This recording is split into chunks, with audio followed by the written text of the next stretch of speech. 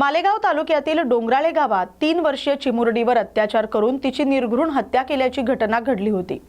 16 November रोजी गावातील 24 वर्षीय विजय खैरनार यानं चिमुरडीवर प्रथम अत्याचार केला आणि नंतर तिचं डोकं दगडाने ठेचून अमानुषपणे तिची हत्या केली। या घटनेचे राज्यभरात तीव्र पडसाद उमटले। त्यानंतर चिमुकलीच्या आईनं 3 वेळा आत्महत्या करण्याचा प्रयत्न केला होता।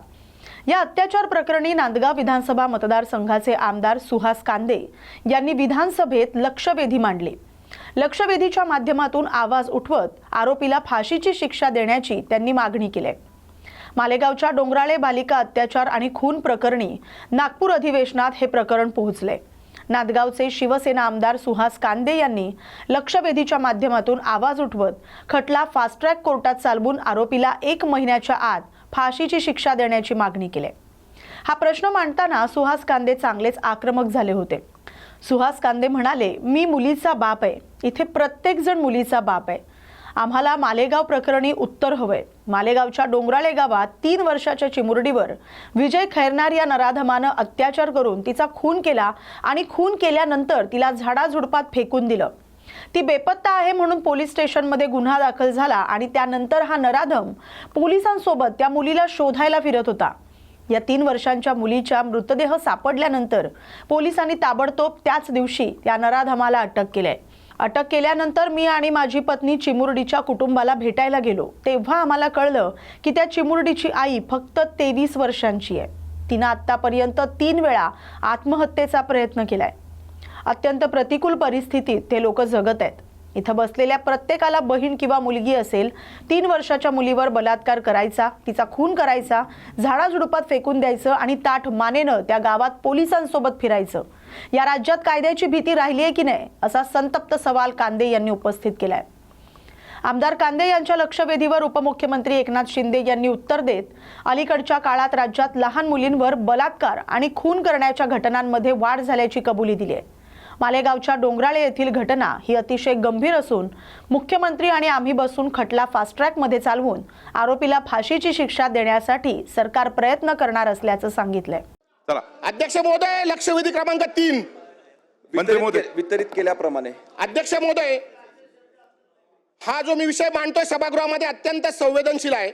अध्यक्ष महोदय, 16 नोव्हेंबर 2025 ला मालेगाव तालुक्यामध्ये डोंगराळे गावामध्ये एका 3 वर्षाच्या चिमुरडीवर, जिनी जग बघितलं नाही, जिला योग्य काय अयोग्य काय माहित नाही, अशा मुलीचा तारेने गळा आवळून शेखर उर्फ विजय खैरनार ह्या नराधमाने तिचा खून केला। खून केल्यानंतर त्याला झाडाझुडपामध्ये तिला फेकून दिलं।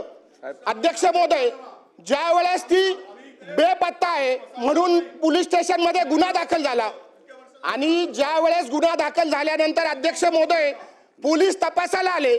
तपासाला आल्यानंतर हा नराधम विजय खैरनार शेखर हा त्या पोलिसांबरोबर त्या मुलीला शोधायला झाडाझुडपांमध्ये आणि डोंगराळामध्ये आणि रानावनामध्ये फिरत होता। अध्यक्ष महोदय, त्या मुलीचा मृतदेह 3 वर्षाच्या मुलीचा मृतदेह सापडल्यानंतर पोलिसांनी ताबडतोब त्याच दिवशी, ज्या दिवशी मृतदेह सापडला त्याच दिवशी त्या नराधमाला अटक केली। खरं तर बाळासाहेब पाटील पोलीस अधीक्षक आणि उपअधीक्षक सिंधू साहेब, मी दोघांचे अभिनंदन करेल की दोघांनी ताबडतोब त्या नराधमाला म्हणजेच त्या आरोपीला अटक केली।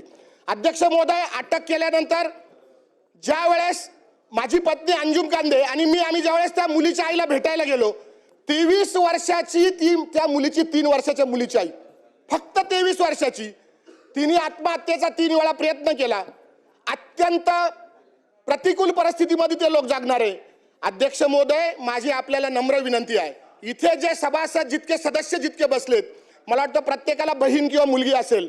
अध्यक्ष महोदय, 3 वर्षाच्या मुलीवर बलात्कार करायचा, तिला तारेने आवळायचा, तिचा खून करायचा, झाडाझुडपामध्ये फेकून द्यायचं आणि वरतून ताट मानेने त्या गावामध्ये पोलिसांबरोबर फिरायचं। अध्यक्ष महोदय, मला असं वाटतं की कायद्याची भीती या राज्यात राहिली का नाही, असा माझा खरा प्रश्न आहे। अध्यक्ष महोदय, मी आपल्याला नम्र विनंती करतो की त्यावेळेस ज्या मुलीला आणि त्या मुलीच्या बापाला, ज्यावेळेस त्या यज्ञाच्या मुलीला आणि मुलीच्या बापाला भेटलो, त्यावेळेस त्यांची परिस्थिती मी या सभागृहामध्ये शब्दामध्ये वर्णन करू शकत नाही। इतकी वाईट परिस्थिती त्यांची झालेली होती। अध्यक्ष महोदय, मी आपल्याला खरं तर असं म्हटलं पाहिजे, कायद्यात बसत नाही, परंतु ह्या नराधामाला जनतेच्या ताब्यात दिलं पाहिजे आणि याचा खरं तर मुर्दा गाडला पाहिजे असं म्हटलं तर काही वावगं ठरणार नाही. परंतु अध्यक्ष महोदय, माझी एकच मागणी आहे की जर ज्याला कायद्याची भीती नसेल अशा नराधामाला आपण ताबडतोब चांगला सरकारी वकील, ज्याला वेळ असेल, सरकारी वकील ज्याला वेळ असेल तो सरकारी वकील द्याल का? ही केस फास्ट ट्रॅक मध्ये चालवाल का? जो फास्ट ट्रॅकचा न्यायाधीश असेल ती महिला न्यायाधीश असेल का? आणि माझ्या 3 वर्षाच्या चिमुरडीला, माझ्या मुलीसारखी, माझ्या बहिणीसारख्या चिमुरडीला न्याय मिळेल का? आणि अध्यक्ष महोदय, आणि ज्या आमच्या बहिणी आहेत, माता भगिनी आहेत, यांच्यावर ह्या घटनेमुळे मालेगाव तालुक्यामध्ये, ह्या महाराष्ट्रामध्ये, ह्या मालेगाव तालुक्यात, नाशिक जिल्ह्यामध्ये, जळगाव, उत्तर महाराष्ट्रामध्ये ज्या महिलांवर जी दहशत पसरली, ह्या दहशतीसाठी याला फाशीची शिक्षा होईल का? आणि खास करून जे तुम्ही फास्ट ट्रॅक मध्ये चालवणार आहात मंत्री महोदय, त्याला महिलाच न्यायाधीश द्या आणि फास्ट ट्रॅक मध्ये चालवा. आणि जो आपल्याला द्यायचा आहे, मी आदरणीय उज्ज्वल निकम साहेबांचा मी आदर करतो. सरकारी वकील तर दिलेत, परंतु ते खासदार झालेत, त्यांना बऱ्याच वेळा दिल्लीला जायला लागतं. त्याच्यामुळे ही केस 1 महिन्याच्या आत निकाल लागेल का? आणि निकाल लागून त्याला फाशी मिळेल का? कारण ज्या वेळेस मी बाळासाहेब पाटील अधीक्षक, पोलीस अधीक्षक आणि सिंधू साहेबांशी बोललो, त्यांच्याकडे सबळ पुरावे आहेत. त्यामुळे मला असं वाटतं की याला फाशी होईल. म्हणून अध्यक्ष महोदय, 3च प्रश्न आहे.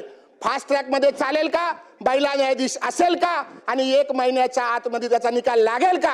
आणि ज्या वकिलाला, सरकारी वकिलाला वेळ आहे, महाराष्ट्रातल्या प्रसिद्ध, थांबा ना 2 मिनिटं, महाराष्ट्रातल्या प्रसिद्ध वकिलाला वेळ आहे, या मंत्री महोदय उत्तर द्या. आणि आमच्या पालकांना न्याय मिळेल का? अशी माझी मागणी. धन्यवाद अध्यक्ष महोदय.